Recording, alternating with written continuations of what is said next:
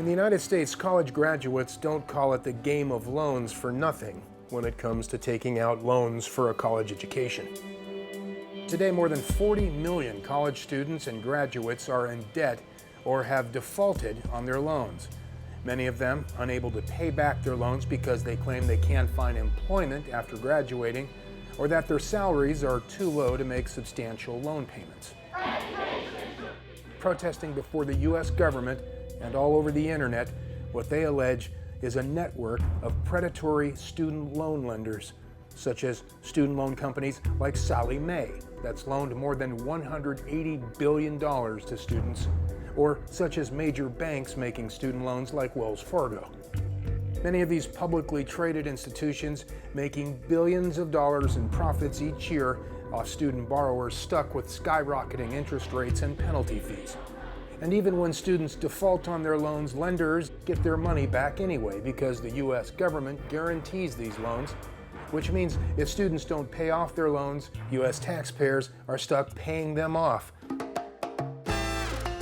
And there are abuses in the college loan game. There are some extremes in which student borrowers use their loans not for school, Las Vegas, Vegas, baby, but for living la vida loca across the American landscape. Unit 2, George 5. And when it comes to collecting on loans, there are extremes that authorities have taken to force students to pay back their loans. How about being arrested by the U.S. Marshal's Office? Like when a team of heavily armed federal marshals in Houston, Texas, recently showed up at this former college student's home, arresting him because he failed to pay off a $1,500 loan from almost 30 years ago. Some of the worst abusers are said to be U.S. colleges. For example, one of the nation's largest for-profit private colleges, the Art Institute, with campuses across the U.S., has been accused by the U.S. Justice Department of fraudulently recruiting low-income students and raking in $11 billion in government student loan money to cover their tuitions, even when it knew there was a history of lower-income students not finishing school or paying back their loans. The Art Institute eventually settled out of court, paying back the government $95 million. But the damage was done for Art Institute students like Ana Martinez. I was born in Mexico. Ana says her parents brought her to the U.S. from the Mexican state of Sinaloa in hopes of her getting a college education here. Well, if you don't go to college here, you can't become anything here. That's just how this country works. Ana's dream, as glimpsed from the drawings in her art portfolio, is to become an animator in Hollywood. And after high school, Ana says she was persuaded to pursue a degree in animation by a recruiter here at the Art Institute of California in Los Angeles. I came here, figured, with the promise that they gave me, saying the average animator makes $60,000 when you get out of school. The school was a little expensive. It was about $97,000. But I figured with $60,000 after you graduate, that's payable in 5 years, Her loans that were co-signed by her family only covered the cost of her classes. My first year, I already was in debt $40,000. Ana had no extra money for rent or food, so she took a minimum wage job at a hotel near the school. I would work the night shifts from 11 p.m. to 7, and then as soon as I got out, try to make it to class. Ana would eventually quit her job and live in her car when she realized working to pay her rent was interfering with her education. So I ended up moving into my car. There was nights that it was dangerous. I'm a girl, and who knows what could have happened to me. And it was hard for me because it was, in general, just, I never would have thought, I would be, I never would have thought in my whole life, because I was a good kid in high school, did sports, academics. I never would have thought someone like that could end up sleeping in her car just to graduate out of art school. In the end, Ana never graduated after the Art Institute suspended her for failing to complete her coursework on time.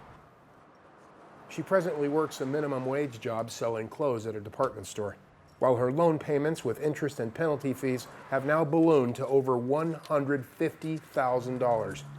She says loan collectors are constantly hounding her and her family for payment. If I don't make payments soon, that they're gonna start garnishing my wages from my pay, which I'm barely surviving. After hearing Anna's story, CCTV traveled 100 miles north here to the University of California at Santa Barbara to meet two heavily in debt PhD students, Kathy Swift and Yanira Rivas Pineda. I have close to $100,000 worth of student debt. I'm hundreds of thousands of dollars in debt now, probably coming up close to $400,000. It's scary. Kathy and Yanira say they've witnessed fellow students in debt who've had to rely on local food handouts or asking people for money on street corners. One of my neighbors, I saw him literally standing outside with a sign asking for money. And I was like, you know, this is a UCSB student, a college student. Students are going hungry. They don't have the money to buy food. There's millions of us now that are in this crisis of the student loan situation. If you're asking why so many U.S. students are now in debt, it's partly because college tuitions are much higher these days, so loans are larger to cover the costs.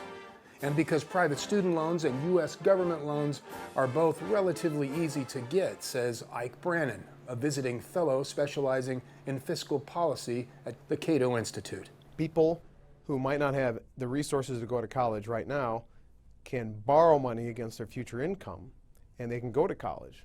And that's a great transaction. The average yearly income for someone with a college degree far exceeds people who don't have a college degree.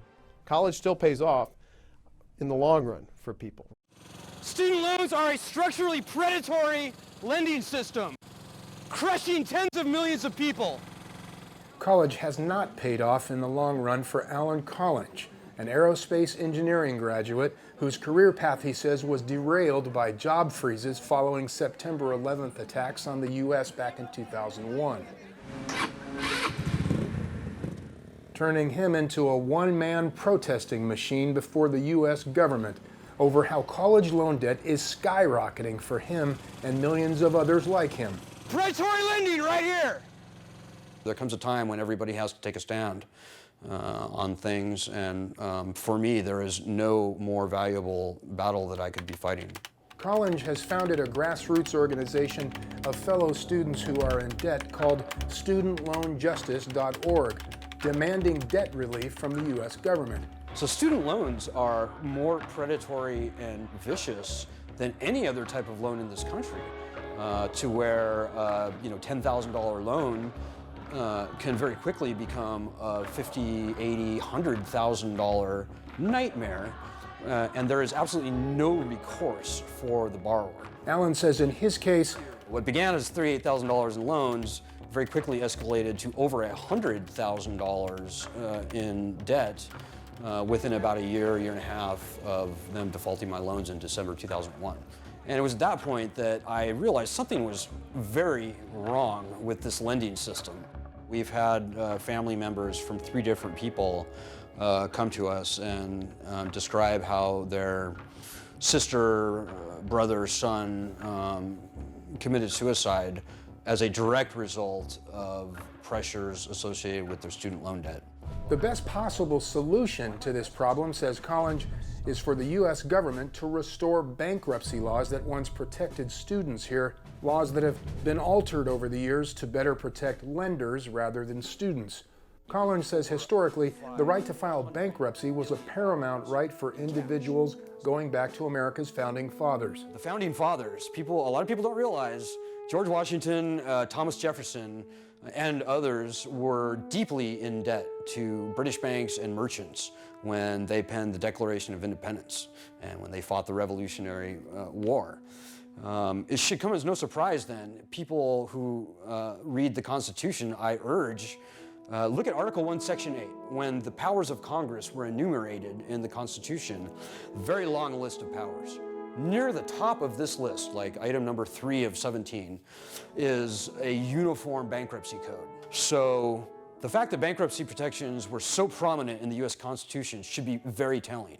Agreeing with Alan Collins that bankruptcy rights should be restored for students who can't pay their debts is fiscal policy specialist Ike Brannon. You can't get blood from a stone. The money's just not there. I think it's really disturbing to think that we've taken one thing, student loans, and we've excluded it from the bankruptcy provision. To me, it doesn't make any sense at all. What is so special about student loans that we're going to treat student debt different than every other type of debt that people enter into. Differently, for example, than the favorable treatment Wall Street enjoyed during the massive U.S. economic recession in 2008, when banks and housing lenders were about to go out of business after Americans defaulted on $700 billion in home loans. The U.S. government bailed out these lending institutions at the taxpayers' expense. And if we can bail out the banks, why can't we bail out the students? There are limited federal loan relief programs that allow some students to delay payments or to spread payments out over 25 years.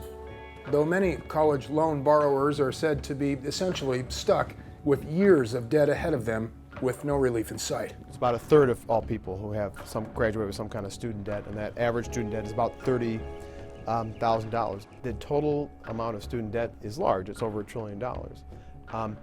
I think there's some question as to what would happen if we saw people start to default en masse. Well, there are 44 million people in the country with student loans.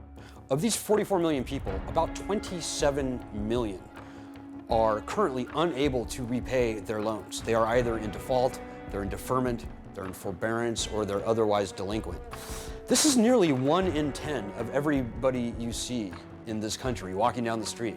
This is about 10% of the population of this country. It's a huge problem. The amount of economic activity that does not happen as a result of this massive debt cudgel hanging over the nation is significant. As significant as the toll college loan debt is taking on individual borrowers. Yeah, it's changed my life. I'll never have a normal American life, whatever that is. So I think the only way to deal with it, and that is just go out loud and proud. That is destroying the lives of tens of millions of our citizenry. Going out loud, says Alan Collins, is how he plans to proceed from here, demanding the right of bankruptcy be returned to college loan borrowers. Our mission is to compel Congress to return the standard consumer protections that were wrongly removed from student loans. What kind of a country feeds upon its young, such as what we're seeing the student lending system do to people who committed no crime? Their only crime was pursuing higher education. Some financial analysts fear a massive student loan default might be coming. They'll say it's difficult to gauge just how grave a crisis there is right now. For people who have $100,000 worth of student loans, it's definitely a crisis for them.